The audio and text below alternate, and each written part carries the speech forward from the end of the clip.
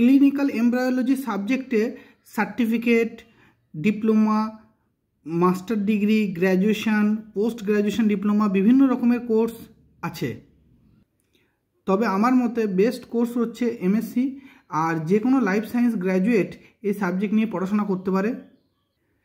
এই সাবজেক্ট নিয়ে পড়াশোনা করার পর বিভিন্ন আইভিএফ সেন্টারে যে সকল দম্পতির বাচ্চা বা সন্তান হতে অসুবিধা হয় সেই সকল সেন্টারে তারা যায় এবং এই সকল আইভিএফ সেন্টারে কাজ পাওয়া যায়। এছাড়া টেস্ট টিউব বেবি তৈরি, মানে এক কথায় বাচ্চা বা বংশবিস্তার সংক্রান্ত যে সকল মেডিকেল ফেসিলিটিস আছে সেই সব জায়গায় এই সকল স্টুডেন্টরা কাজ পায়। হায়ার এডুকেশন যেমন এমএসসি বা পিএইচডি থাকলে একাডেমিক্সেও নিজের কেরিয়ার গড়ার একটা সুযোগ থাকে।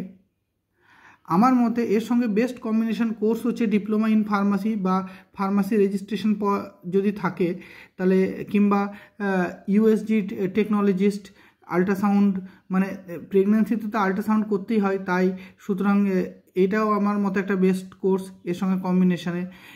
আর ওষুধপত্রের তো একটা ইউজ থাকেই, তাই এই এমব্রায়োলজির সঙ্গে ফার্মাসির একটা গুড কম্বিনেশন।